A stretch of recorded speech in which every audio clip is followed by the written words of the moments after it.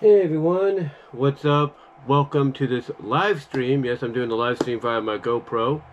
And here to talk about last night's Dark Side of the Ring Season 6 premiere, if you will.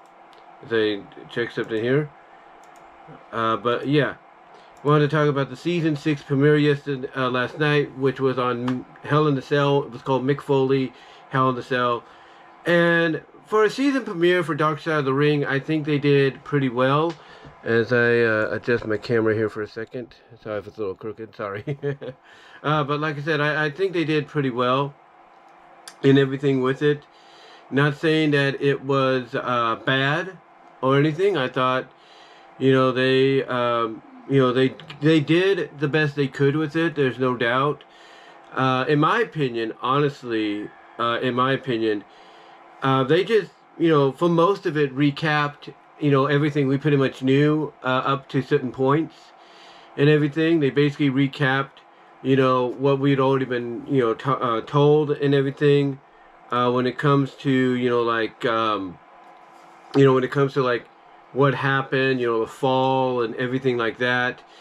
But they did let us in on a few things that maybe we didn't know, or if we did know, we kind of thought, no, there's no way this was this was going that way, or this was allowed and all that, because they basically like, check with me here for a second, guys. They basically came out and okay, let me hold on, let me check something here. Kind of thought, no, there's no way. Yeah, it's working, just making sure.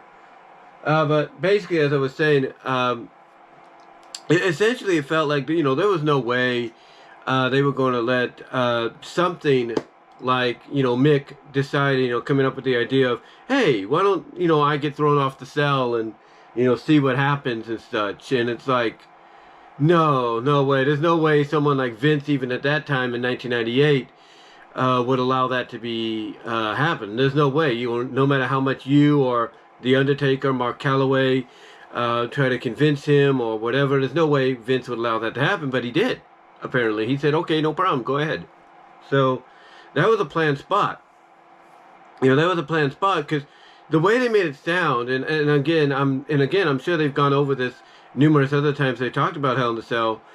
They make it sound like basically they had planned everything from, the fall onto the announce table to basically, him being stretchered out and then him, getting off and everything. The way they made it sound, from Mick's point of view and other people's point of view, that some of that was planned and some of that was improvised and, and all kinds of things.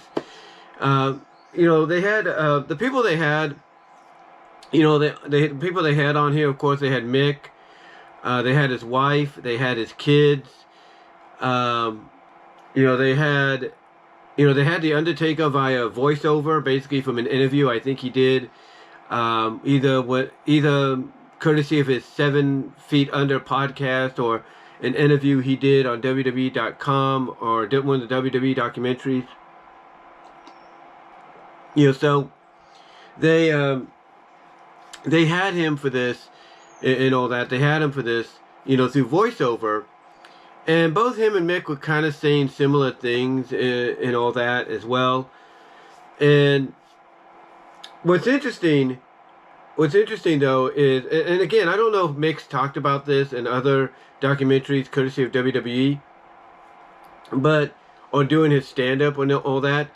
But he said that the idea for him to start the match on top of the cell, was,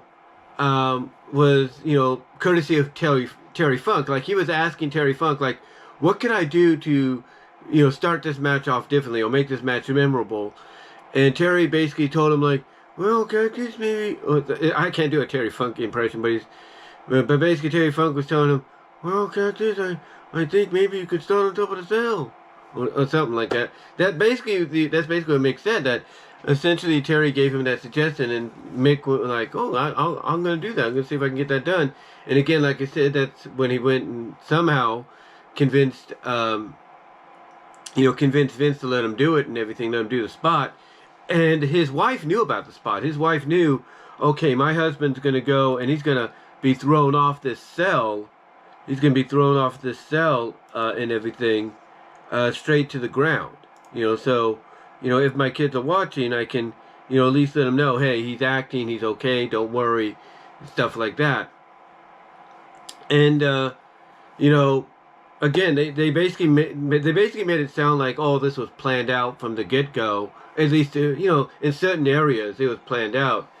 They even acknowledged that when they brought the stretcher out with the gurney, that they couldn't get around the cell, so that's why the cell was lifting up and everything, because they had to get the stretcher, the gurney around to basically get to Mick and everything. And according to Briscoe, Jared Briscoe, who they had on here as well, his reaction, along with like Al Snow, they had Al Snow there, because the talking heads that they had were Mick, like I said, Mick and his family.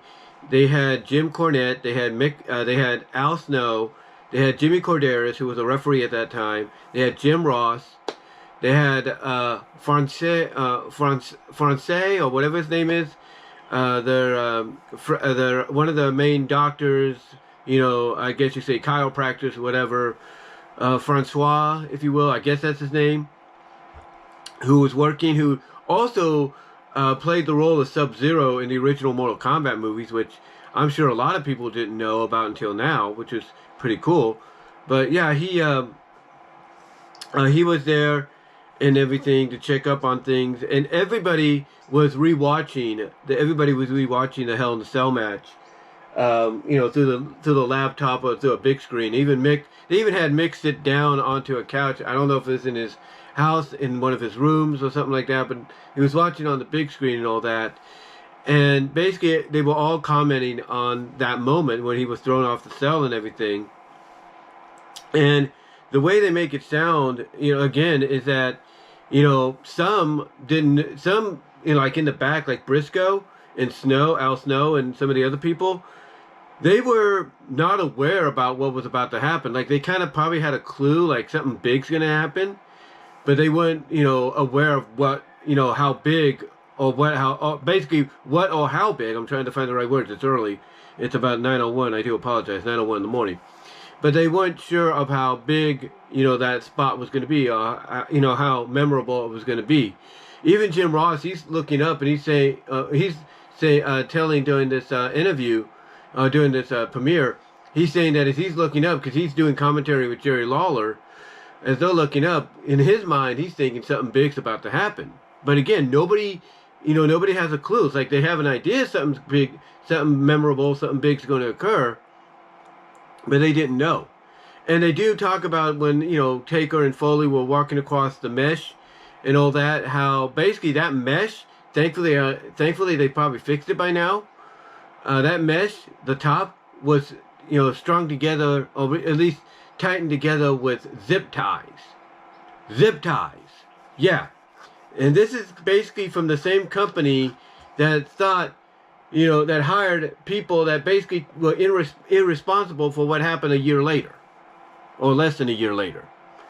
But anyway, Mick basically says that when him and Taker are walking across the, they're walking across the top of the cell, and they suddenly sink in on one of those, on the roof there, one of the plates, one of the fence plates, if you will, that he could hear all the zip ties go bing, bing, bing, right off, because they're both over 300 pounds, so they're going across this, this cell, they're going across this cell, with all the weight, and it's causing the ceiling, certain parts of the ceiling, to compress and cave in, to the point that it's breaking apart.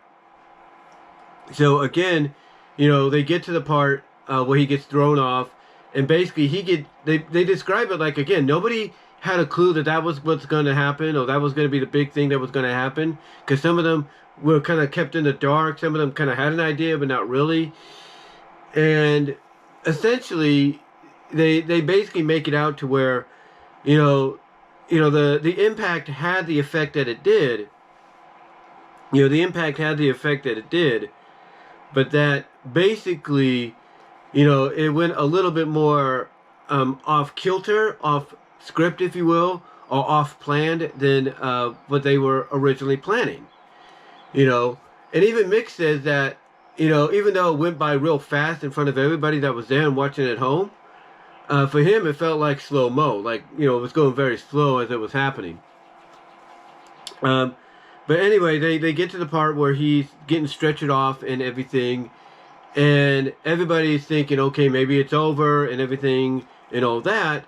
But then they get to the spot where he's getting off the stretcher, and again, they make it sound like this was all planned, you know, the stretcher spot and everything, which I guess it was, because again, Mick's saying it was, and I think they had Undertaker verify it and others kind of back it up who were probably told about it later on after the match. But basically what happened is that they get to that part where he gets off the stretcher, and Al Snow, he says he's in the back looking at this, and in his mind, he's telling Mick, just stay down, stop, it's done. But he's getting back up, Mick's getting back up, he's going, climbing up the cage, Undertaker's climbing up after him. And then they said they had this other spot planned to where Undertaker would chokeslam him, and it would cause an indent. It would cause an indent on the top of the cell roof, right? It would cause an indent, like you're falling back, and boom, your back causes an indent and something, like, you know, like, let's say you're lying on your bed. As you're lying on your bed, it causes an indent. Like what you see here, it causes an indent. So that was initially what they said was going to happen, but instead what happened, you know, in reality was totally unexpected. Because the moment the choke slam happened, you didn't get an indent, you got Mick Foley going right through the damn cell with the chair falling right on his face, completely out cold for longer than he expected. Because even Mick said that he had, you know, been, you know, concussed, you know, knocked out, seeing stars for a lot shorter than that, but this was like beyond that certain time limit of like, you know, 15 seconds or 20 or 10 seconds or something. He said it felt like maybe a minute or so, a couple minutes, you know, before he came to. And they talk about how, you know, Undertaker, like I said, they have, you know, they have his voice on there, they have Undertaker's voice on there in a voiceover. And he's looking down at Mick, and he's asking how, you know, check if he's alive. Because, again, this is an unplanned spot. The original spot is just indent the top of the cage, not go all the way down straight to the mat. So, Terry's looking up at Undertaker and saying he's still breathing and everything. So, Undertaker climbs down, and they have to improvise. Because, you know, nowadays, if something like that happened, match would be done, person that goes through it gets stretched out, that's it. You know, not going to continue. Here, it's like they didn't do that. They had to follow through on the match somehow. It's like, okay, this was not planned, but we got to follow through on the mat. Oh, on the match, I should say. And basically, and sorry for the pause there, like I said, it's early. But basically, that's what they did. And Terry Funk tells Undertaker to hit him and chokeslam him to buy some time. And that's why we saw, you know, Terry Funk, when you watch the match, confront Undertaker. He's telling him, hit me, chokeslam me, got to buy some time. And that's what they do, but it's enough to where it allows Mick to kind of, I guess, regain some of his senses, but not entirely, to the point that they continue on with the match. And we get to the spot with the thumbtacks and everything, and Mick says he was honored basically to be the first one to introduce the thumbtack deal into WWE.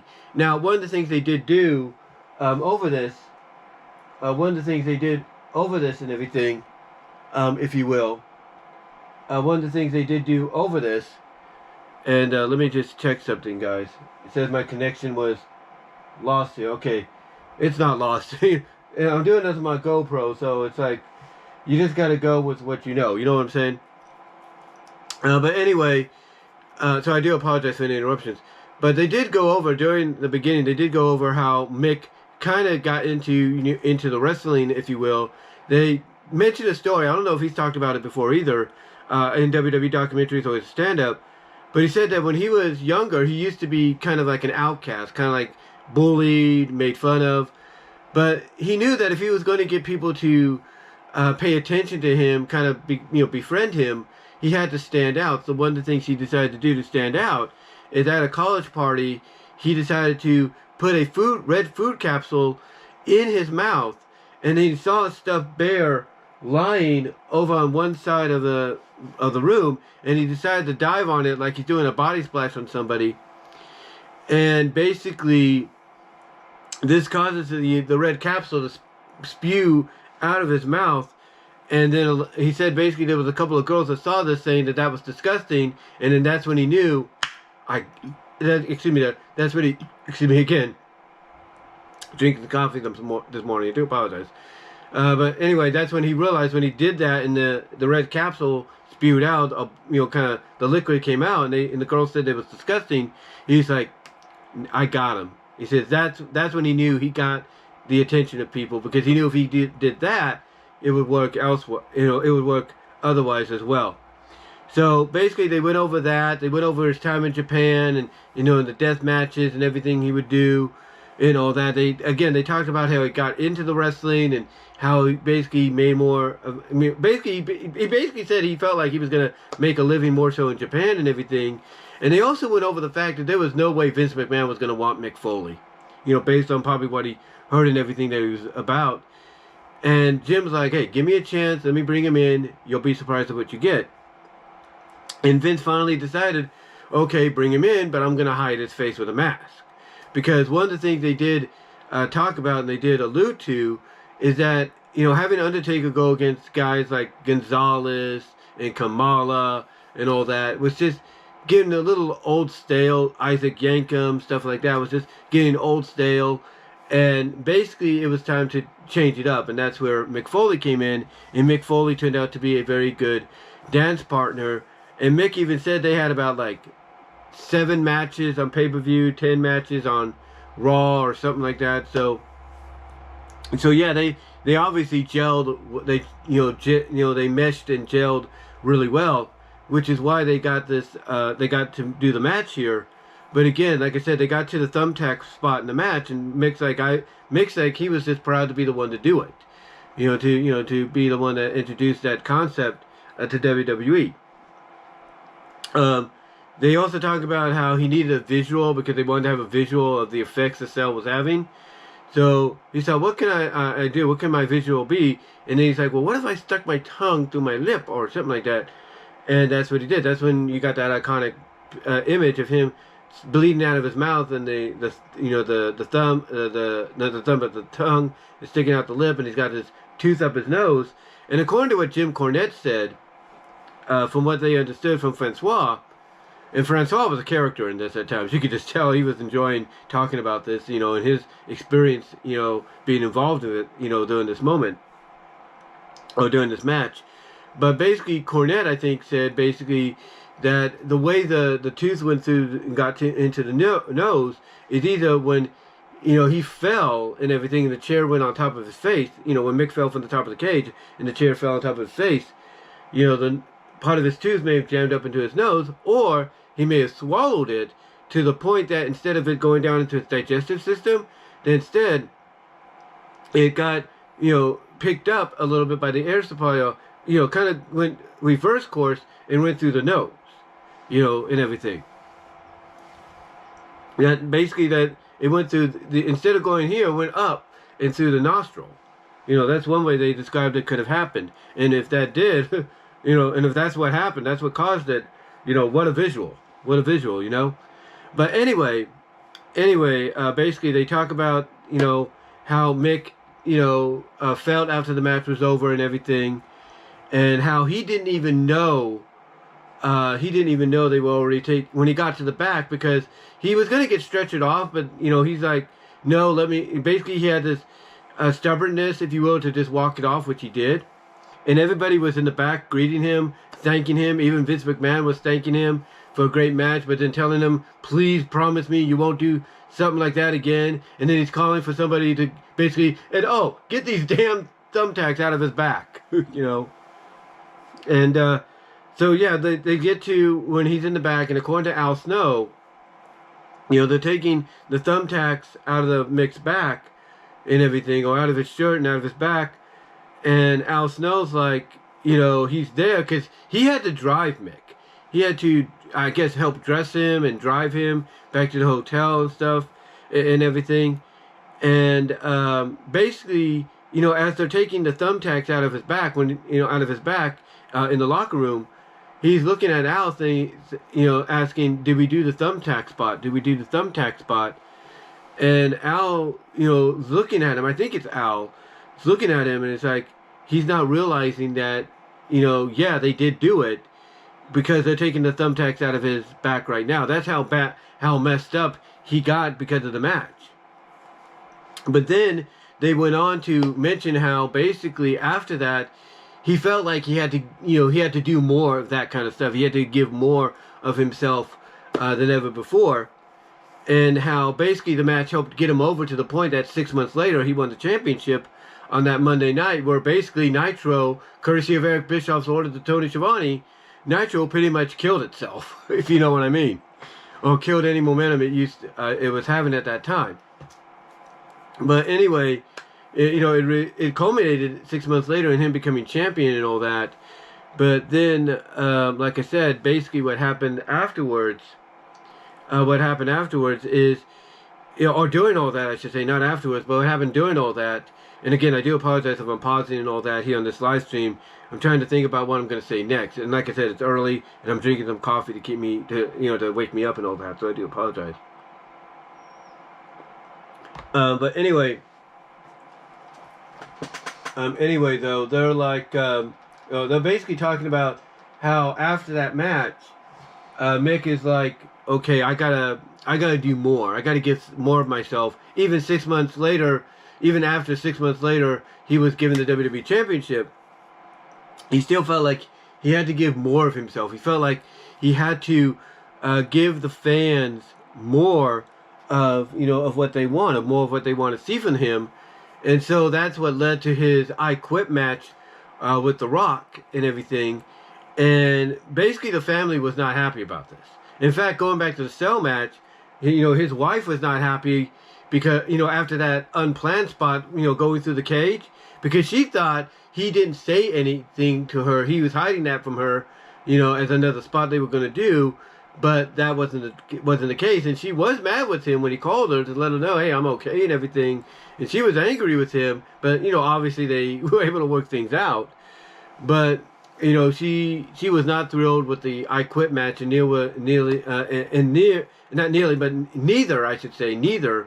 was Noli Foley, his daughter, because she was kind of getting emotional when it came to that match, because she said she hates the I Quit match, because she's like, how can you allow someone to continue a match like, in that capacity and everything, and they went over every other match he did in WWE. They didn't touch upon any of his TNA matches, which I was kind of surprised, because he did some hardcore stuff there as well. And you're talking about a 6-sided ring he was competing in, which, according to AJ Styles, is a lot harder, mat-wise. But yeah, they went over all the other matches he went through, basically going through all that pain and everything, and getting concussed, and, getting to a point to where basically, he had to go see a neurologist, an independent neurologist, independent of WWE, who basically told him, essentially what WWE's neurologist told him, yeah, if you want to have any chance of continuing on with the rest of your life and everything, or having a future, my advice is to stop now. Basically, end your career now. And I think that's when we got the one of the last matches with him in WWE upon his return and all that, especially, as a general manager and everything. So, yeah, that was one of the, last times and everything, period. But yeah, Mick, obviously, he realizes, because they also mentioned this with his family, what the repercussions are going to be in the future, with the brain and everything, because, based on all the damage, concussion wise and everything, with chairs falling off the cell and all that and everything else he's gone through, is going to result in the future. And they even asked Mick if he's scared about what potentially could be, and Mick's like, yeah, I am scared, but I just gotta look at it positively in stride and just go about every day looking at the bright side of things. And even Al Snow's like, look, this what Mick's put himself through is something he's going to have to live with for the rest of his life. And Mick says one of the things that helps out, and obviously it's through, medical doctor advice, is he does these stand-up comedies where he's able to talk about things, make jokes about them, and all that. And it's kind of like a mental exercise. It kind of slows down any of the, deterioration of the brain and all that, over time while he does this, while he does these kind of stand-ups, kind of eases his mind. It kind of massages it. It kind of eases it into, slowing down, the deterioration and helping them to focus on other things outside of basically wondering, when that day's going to come, apparently, when, his mind's going to slowly start going, straight downhill. But thank God that's not the case yet. Thank God that's not the case and everything. But overall, basically, I have to say that I enjoyed the episode. I thought they did a good start. I thought they did a good presentation. Again, I do apologize. It is early, but I thought they did a good presentation and all that with it. I thought it was a decent start to season 6 and everything. It basically recapped what we already knew, but also let us in on things that we didn't know. I will admit that. Even some things we didn't know about his time in Japan, like when he would do his death matches there. He even said one time he was on a plane with a woman, and a woman he was seated next to. She had to move to the back, and when he looked back in the direction she was at, he saw her praying, because that's how much, of an effect he was having, based on the fact that he was all, tore up and everything from being burnt, cut up, he was being burnt by fire, cut up with barbed wire, nails, and stuff like that. So he knew he had an effect there, like I mentioned earlier, before he got into wrestling. He knew he had an effect when, especially somebody that probably didn't know about wrestling, goes to the back and starts praying and all that, because she doesn't know what the hell is wrong with this guy that's sitting next to him, or why he's this way. But overall, like I said, they basically let us in on stuff we already knew, and some things we didn't know outside of what we knew. And I thought it was a good presentation to begin the season. Thought it was a decent start. And I cannot wait to see what they talk about next week with Ludwig Borga. Ludwig Borga, that's right. Tony Helm, his episode is next week. And the teaser they gave for that, for us to see, for us to tune in, I should say. The teaser they gave for us when it comes to that, I have to say, definitely is going to be it definitely feels like it's going to be a very dark episode. Maybe not too dark like some of the ones we're getting in the next several weeks, but it's definitely going to have its very dark, if not intense, moments. Because some of the things they say in the teaser is, like Jim Ross says, he played a good villain, but in real life he was one. He was an actual villain. And they talked with a lady, I don't know if that was his ex-wife or somebody, saying he mistreated a lot of people. Jim Ross talking about how they found out he had this SS tattoo on him, on his body, and that's when they knew they were in trouble, or they were pretty much in trouble with this guy on the roster and stuff. They just highlight some of the things they're going to talk about, like how the police raided his house, and the lady they're talking to for next week's episode is like, oh, you didn't know that story? So they got some people in there. They got, believe it or not, not only do they got Jim Cornette and Jim Ross, for this week, they got him for next week as well. But they also got this lady, I don't know who she is, we'll find out. They got, I don't know who the other wrestler was at the end they talked about, but they did get one that was, I was very surprised they would get. They got Chris Chavez, a.k.a. Tatanka. Yeah, that's right, they got Tatanka, who was in a mini feud with Ludwig, or was going to be in a mini feud with him going into 93, until I guess the whole situation, not just with his injury, but with the SS tattoo and stuff, went down. So yeah, I'm looking forward to the Ludwig Borga episode next week. That's going to be interesting. And they did list off basically yesterday or the other day the lineup, of every episode that's going to come within the next few weeks. So again, so basically here we started off with, Mick Foley, Hell in a Cell. We started with Mick Foley, Hell in a Cell. Next week is Ludwig Borga. Then 2 weeks from now is going to be Big Van Vader. Then we're going to have Tony Atlas. That's going to be in 3 weeks. Then in 4 weeks, we're going to have Billy Graham, superstar Billy Graham. Then in 5 weeks, we're going to have Eddie Gilbert. Then we're going to have, in 6 weeks, Billy Jack Haynes. In 8 weeks, we're going to have the Original Sheik. In not 8 weeks, but hold on. Let me redo this, guys. Again, I do apologize. I got a little brain fart there. Again, it's early. I do apologize. But like I said, they started off this week with Mick Foley, Ludwig Borga. It's next week. 2 week. The following week after that is Big Van Vader. Then after that, in 3 weeks, we got Tony Atlas. Then in 4 weeks, we got Billy Graham. Then in 5 weeks, we got Eddie Gilbert. Then in 6 weeks, we got Billy Jack Haynes.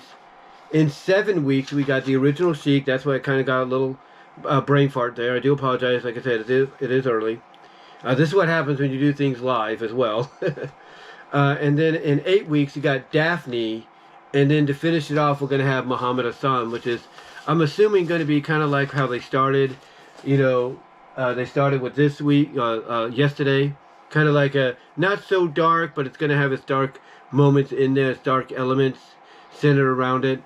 So basically starting off semi-dark, going to end semi-dark, if you know what I mean. But overall, I enjoyed the beginning. Again, like I said, good presentation, decent start. And the dark stuff, I think, is really going to start, the dark stuff, is really going to start basically next week with Ludwig Borga. We might get a little bit of darkness with Big Van Vader. Then Atlas and Billy Graham is probably going to be kind of like dark, kind of like halfway. And then Gilbert and Billy Jack Haynes, Original Sheik and Daphne, I think those are going to be the more darker ones.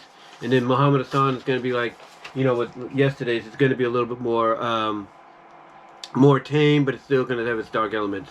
But overall, I enjoyed it, and if you haven't seen it yet, guys, it's on demand right now on Vice TV, and I'm sure you can find it here on YouTube as well.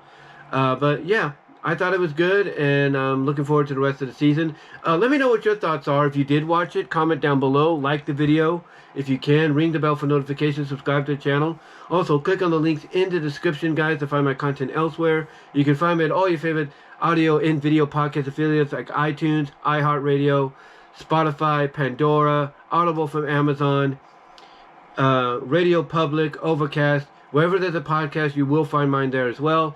Also, you can find me at VENMO at BW Roses, Odyssey.com at BW Roses-5. You can also find me at Rumble.com at BW Roses, where I've uploaded 2 new videos that I feel would not fly here on YouTube due to copyright potentially, and maybe and the other one because of the algorithm not understanding exactly what it's about completely. So you can find those on Rumble.com at BW Roses. You can also find me at DeviantArt.com at BVW1979, InkBunny.net at BW Roses. You can also support me over at Cash App and Venmo if you want to do that. Also, you can find me at Patreon.com at BW Roses, where I do have a video up there under the $3 and $5 tier talking about adult film star Kira Reed and her contribution to the softcore adult film industry and what she could potentially do if she was still going today and all that. So you can check that out there, and I do have more stuff planned in the future, so keep an eye out for that. Also, guys, you can find me and follow me at Twitter, aka X.com at BW Roses. You can follow me at Blue Sky at BW Roses and on TikTok at BW Roses. Also, check out the Teespring store in the description as well to find merchandise you can't get anywhere else. But guys, that's all I can really say on the Season 6 premiere of Dark Side of the Ring on Mick Foley, Hell in the Cell. Again, I do apologize if I was kind of all over the place and I kind of had little brain farts and everything, kind of brain space outs, if you will. It's early, I do apologize. and everything. It's about 9:28, almost 9:30 as I'm wrapping this up in the morning. So I do apologize for all that. But next time when I do a live stream, especially a review on Dark Side, it won't be like this, at all, hopefully. But guys, let me know what your thoughts are down below, and in the live chat if you haven't done that already. But let me know mostly in the comments below. And until next time, I will talk to y'all later. And I do have more content, hopefully coming up, up throughout the day. Just keep an eye out.